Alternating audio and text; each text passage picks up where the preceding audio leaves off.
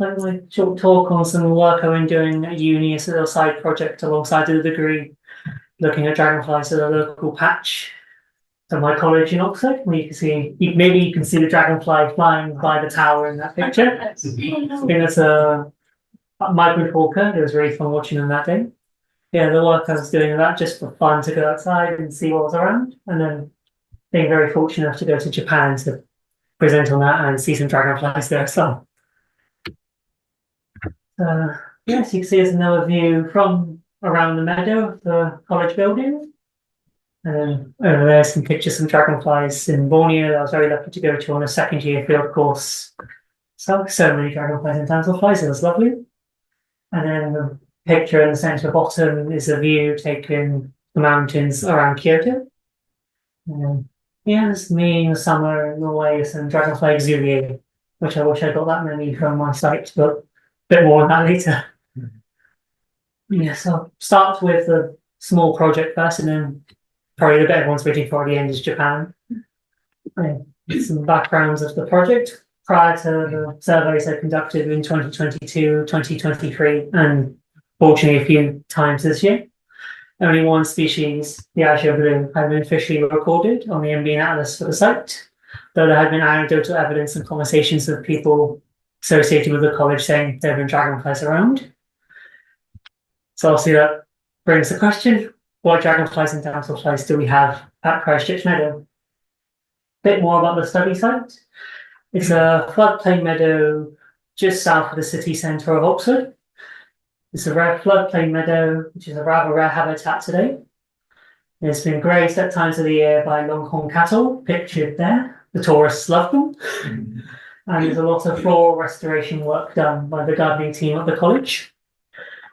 To the east of the site is the River Shell, and to the south and southwest is the River Thames, and they both meet at the south of the site, near to that cluster of records by Dean's Hand. I don't know why it's called Dean's Hand. Yeah, it's also got, my work took me around the public paths around the meadow, and looking at the ditches and the rivers where safe to do so. So starting with the adult Odonata, so I will walk my transect around the site, which will be generally the public paths, as I was not able to get access onto the meadow itself, including the not limited safety concerns of the longhorn cattle. Obviously massive horns, not safe. They're cute, but wouldn't risk it. Yeah, I'll walk my transect around on suitable sunny days. Great time to spend a sunny day looking for dragonflies. We'll walk that during the general flight period of May to some dates at the start of October, depending on the weather. I'll walk around with my camera, which is a DSLR, and I'll photograph any and all I could photograph and see in situ, and identify them either in the field or from photographs later, depending if some of them weren't the easiest to photograph, namely the walkers. Yeah, I'll send at least every species I've seen had at least one record sent and submitted to iRecord for verification and inclusion in the national database. I'll get a bit more until it's just traced that way a bit. Yeah, as I said, the route follows the public paths. The number of times I would do the transect varied given the weather and other commitments as well, obviously my degree. They varied from 2 to 9 times per month, usually around 3 to 6, particularly quite a lot in June, usually during 10 AM to 4 PM. And the duration varied as well, given the weather and other commitments as well. And partial transects were included as well when I couldn't do the full one for similar reasons.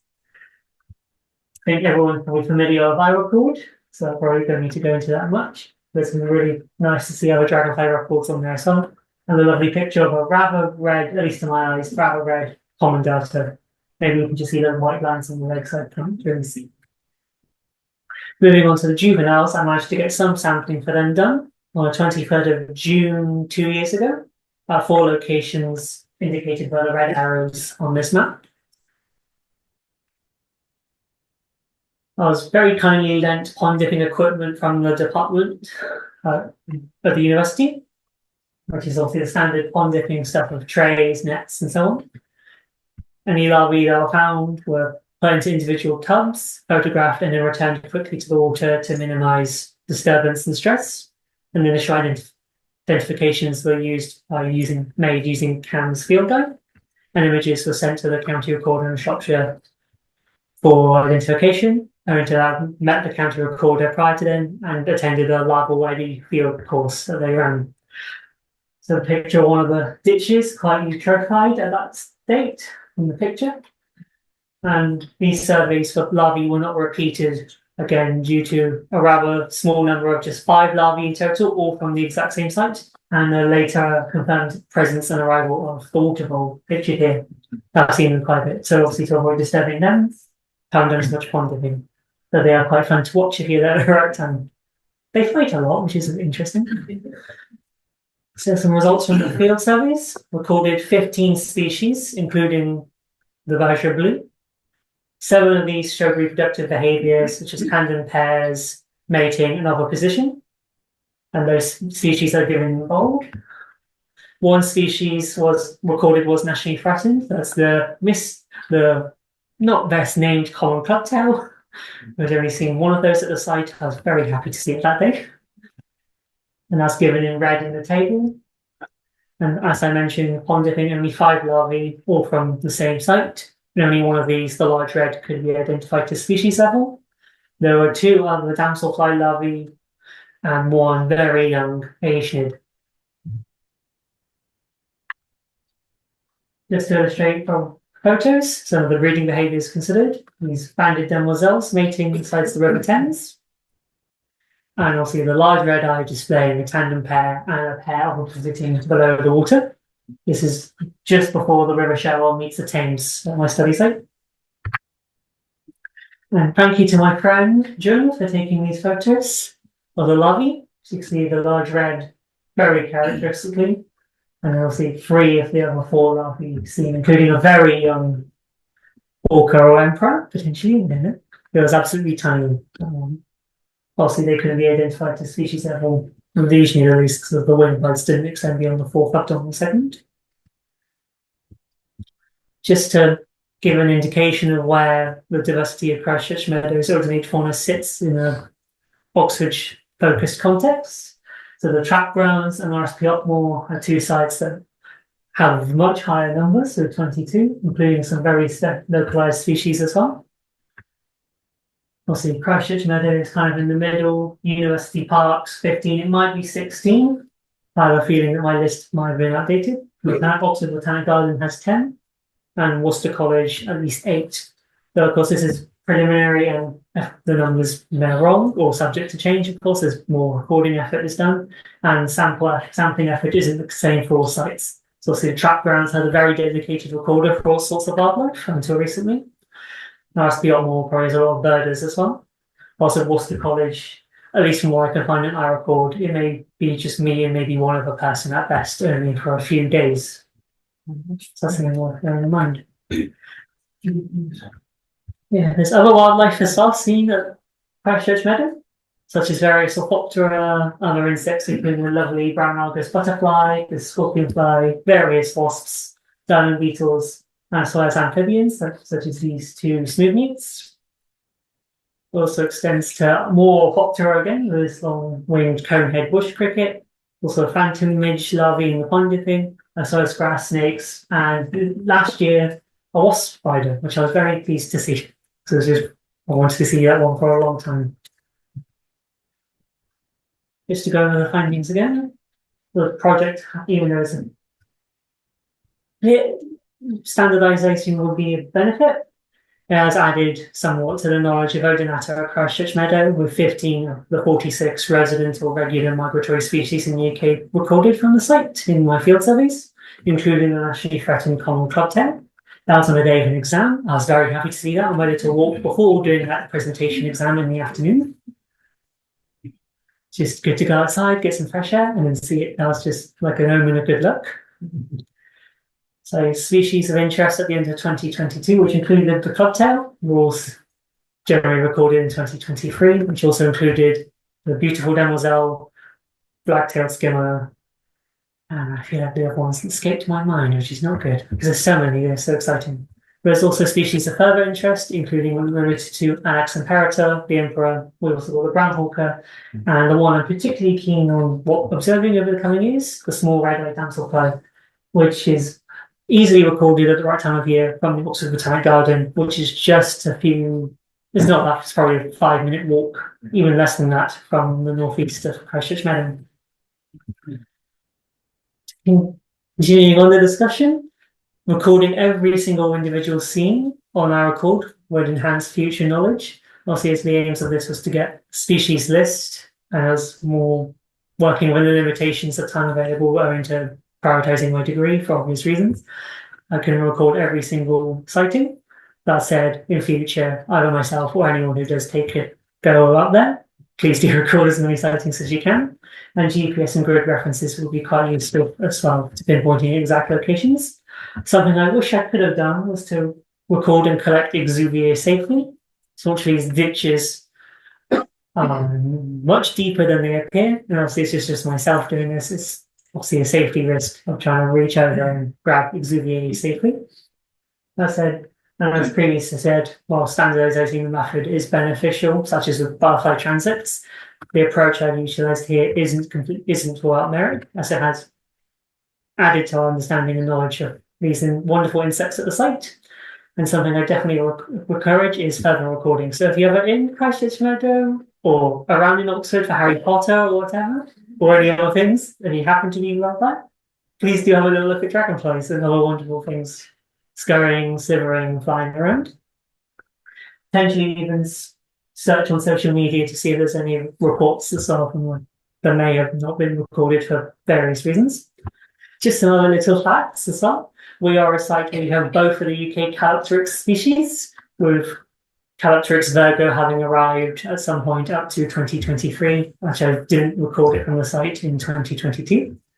And we do have wood emerald damselflies as well, and they've been observed reporting into Ulmus, such as these two lovely ones there, the Rochelle in August 2022.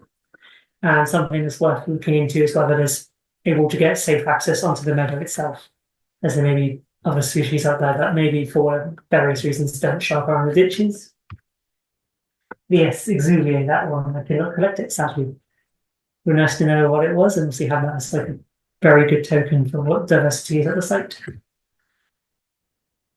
Just to add some icing on top of the cake, further recording has taken place by other people, adding another species to the list, being the hairy dragonfly, which I was very happy to hear has been found at the site.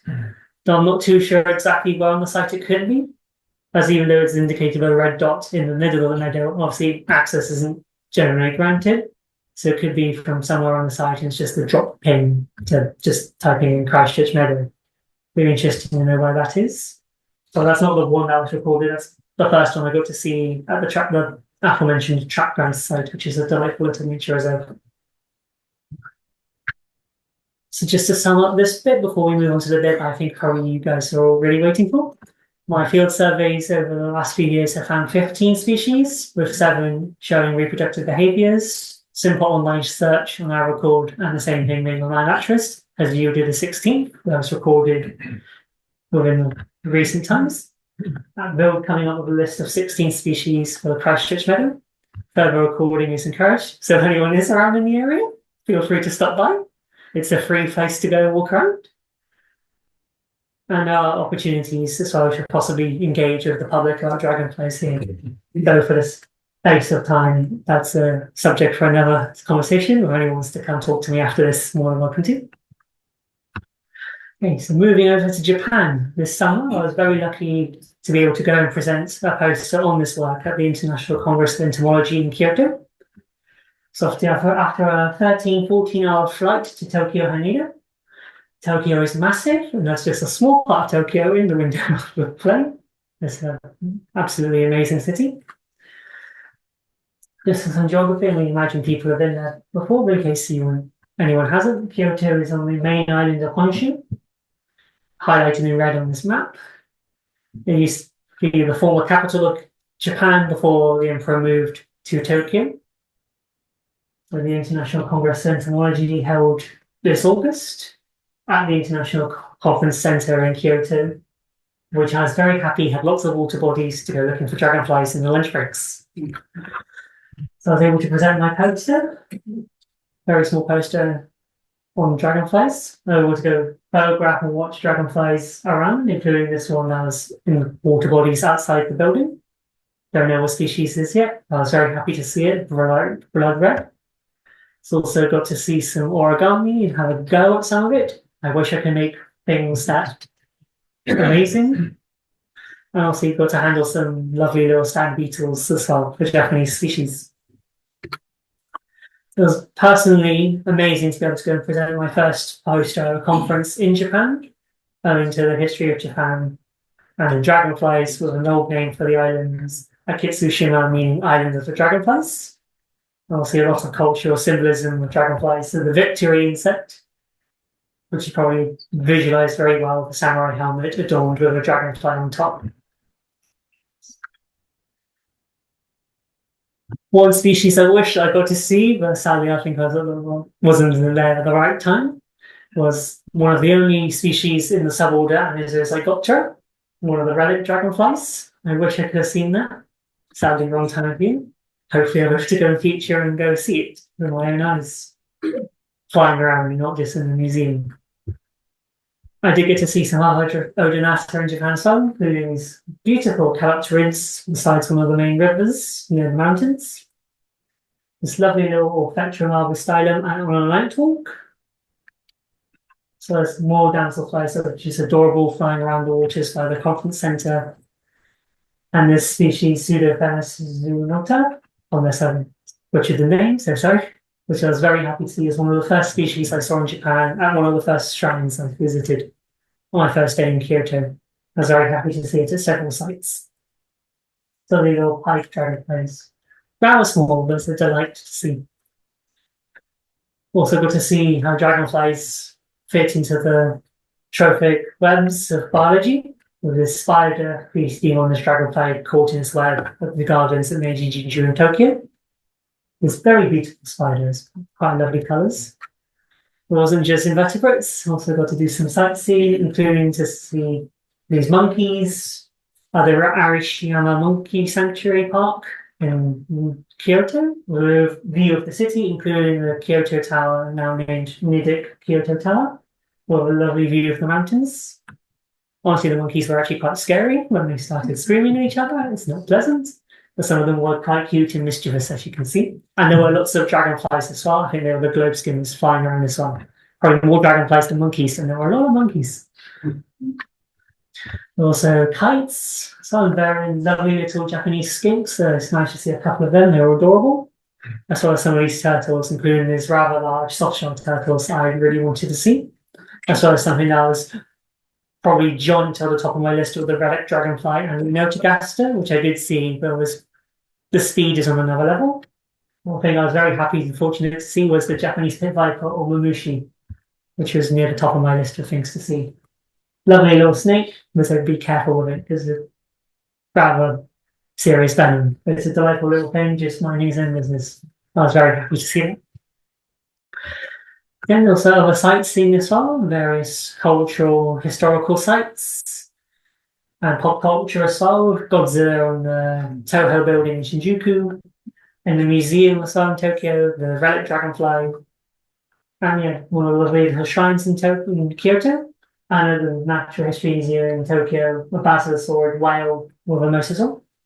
Just some highlight in case anyone wants ideas for sightseeing.